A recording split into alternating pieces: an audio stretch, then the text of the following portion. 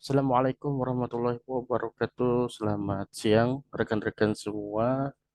Kali ini saya akan mencoba untuk menjelaskan dan menerangkan mengenai tugas pada ujian tengah semester mata kuliah data mining. Baik, pada siang kali ini saya mengambil tema yaitu penerapan data mining untuk menentukan penjualan spare part Toyota dengan menggunakan metode K-means clustering. Sebelumnya perkenalkan, nama saya Agus Herianto dengan nomor induk mahasiswa 210 10 1001. Baik, apa yang melatar belakangi saya dalam mengambil judul proposal tersebut?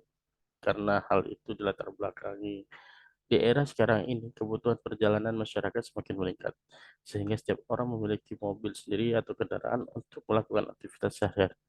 Tentunya setiap pengemudi menginginkan mobilnya selalu beroperasi dengan lancar. Oleh karena itu, perusahaan-perusahaan yang bergerak di bidang underdeal maupun spare part ataupun jasa perawatan kendaraan perlu meningkatkan produktivitas dan efisiensi kerja dalam usahanya.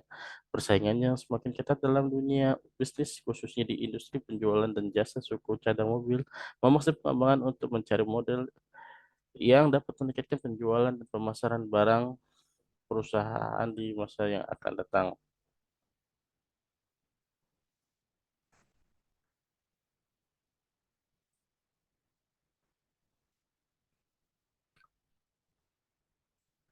CV Baroka Jaya Abadi adalah merupakan suatu perusahaan otomotif yang menjual suku cadang mobil dan melayani berbagai merek mobil. Namun CV Baroka Jaya Abadi tidak mempertimbangkan produk yang terjual, produk yang dibutuhkan konsumen dan penyimpanan data yang tidak efisien. Oleh karena itu diperlukan suatu sistem yang membantu perusahaan dalam mengambil keputusan secara cepat dan akurat. Dalam hal ini, analisa yang digunakan untuk mengatasi permasalahan di atas adalah menggunakan aplikasi clustering dengan menggunakan algoritma K-means. Clustering sendiri merupakan teknik yang termasuk dalam salah satu fitur data mining. Algoritma clustering adalah algoritma yang mengelompokkan data tertentu ke kelompok data cluster tertentu. Sementara itu data mining yang biasa dikenal dengan Knowledge Discovery di in database atau KIDD merupakan bagian kegiatannya melibatkan pengumpulan dan penggunaan data historis untuk menemukan pola-pola atau hubungan dalam pengumpulan data yang besar. Dengan demikian, melalui agresi data ini, perusahaan dapat menentukan item mana yang merupakan produk terlaris dan yang produk mana yang tidak laris atau tidak paling laku dijual di pasaran. Oke, dalam proposal ini tinjauan pustaka sendiri, apa sih data mining itu? Data mining merupakan data yang memanfaatkan prosedur khusus untuk memperoleh skema maupun berita, merampas atas sebuah berita. Tahapan dari data mining yang digunakan dalam mengekstrak sistem mengidentifikasi suatu informasi yang dibutuhkan oleh database besar dengan cara teknik statistik, matematik, kecerdasan buatan, dan machine learning. Kemudian apa sih clustering?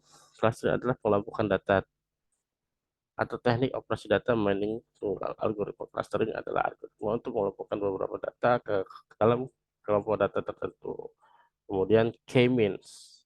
K-mean metode K-metode adalah metode clustering berbasis jarak yang membagi data menjadi cluster, dan algoritma ini bekerja dengan bagian bantuan atribut memberi teknik K-mean melekat pada kelompok partisi yang memisahkan data menjadi K area terpisah. K-metode mencoba mengelompokkan data yang ada menjadi beberapa kelompok, di mana data dari satu kelompok memiliki karakteristik yang sama dengan kelompok lainnya dan karakteristik yang berbeda dengan data dari kelompok lainnya. Kemudian metode yang digunakan dalam penyusunan proposal ini ialah dengan menggunakan teknik klasifikasi K-mean untuk mengelompokkan data dan untuk menghasilkan cluster yang lebih stabil. Algoritma K-mean cluster adalah metode analisis metode data yang melakukan pemodelan tanpa pengawasan dan merupakan salah satu metode pengelompokan data dengan sistem partisi. Eh, Tingkat cluster atau clustering dengan K-method adalah sebagai berikut. Bagaimana cara kita mengclusteringnya? Itu satu, dengan menentukan jumlah cluster K, kemudian dilanjutkan untuk menginisialisasi pusat K cluster dalam banyak hal, tapi lebih sering dilakukan secara acak. Tengah cluster diberi nilai awal dengan angka yang acak. Kemudian letakkan semua data objek dalam cluster atau lemari. Jarak dua benda ditentukan tergantung pada jarak antara kedua benda tersebut. Demikian juga kedekatan suatu data dengan beberapa cluster menentukan jarak antara data dengan pusat cluster. Pada tahapan ini diperlukan jarak setiap benchmark ke setiap pusat cluster dihitung. Jarak maksimum antara data dan beberapa cluster akan mendefinisikan cluster mana yang akan dimasuki. Menghitung jarak semua data ke setiap titik pusat cluster dapat menggunakan teori jarak Euclidean. Next. Eh, Pada tahapan metode Euclidean ini kita dapat menggunakan rumus D dalam kurung I J sama dengan akar X1I dikurang X1J pangkat 2 ditambah X2I dikurang X2J pangkat 2, di mana D dalam kurung IJ merupakan jarak data ke I ke pusat cluster J. XKI data ke I pada atribut data ke K. KXKJ sebenarnya titik pusat ke J pada atribut ke K. Kemudian pada tahapan selanjutnya kita dapat menghitung ulang pusat cluster keanggotaan kelompok saat ini. Nilai tengah sebuah cluster adalah rata-rata dari semua data objek dari cluster tertentu. Jika yang Anda inginkan juga dapat digunakan median cluster. Jadi mean merupakan rata-rata, bukan satu-satunya ukuran yang dapat digunakan. Kemudian yang terakhir yaitu mendefinisikan ulang setiap objek menggunakan pusat klaster baru. Jika pusat klaster tidak berubah lagi dan proses akumulasi selesai atau kembali ke langkah 3 klaster tidak berubah lagi atau dikategorikan sudah tidak ada data yang berubah kembali. Berikut adalah proses atau flowchart algoritma dalam K-means. Kita dapat lihat pada flowchart di bawah ini. Next. Lalu apa sih output dan target capaian dalam proposal ini? Outputnya ialah kita dapat dengan bantuan pengelompokan informasi ini, kita dapat membantu perusahaan untuk dapat mengetahui barang yang mana yang paling banyak terjual dan barang mana yang tidak terjual. Supaya dalam penyusunan barang itu dan barang tersebut tidak terjadi penumpukan di gudang. Kemudian, output dari hasil ini diharapkan perusahaan mampu untuk menilai mana barang yang benar-benar laris dan mana-mana yang benar-benar tidak laris. Nah, kemudian tahapan-tahapan target pencapaiannya itu dalam itu ya identifikasi masalah, kemudian mengidentifikasi sebab, kemudian yang terakhir inilah kegiatan penyusunan laporan.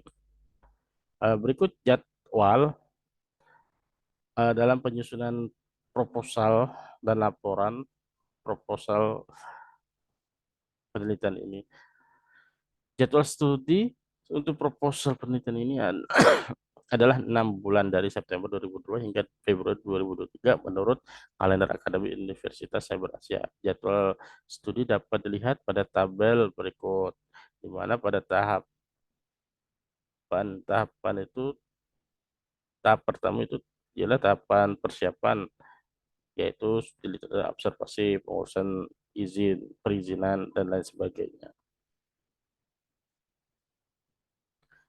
Kemudian daftar pustaka yang kami ambil ialah melalui jurnal-jurnal penelitian terdahulu atau sebelumnya. yang berkaitan dengan project based proposal ini. Demikian pemaparan mengenai presentasi proposal penelitian kami. Jika ada kekurangan, saya mohon maaf. Jika ada penyampaian kata-kata masih ada yang belum dapat dipahami dan dimengerti, bisa rekan-rekan semua sampaikan dan dapat bertanya secara langsung.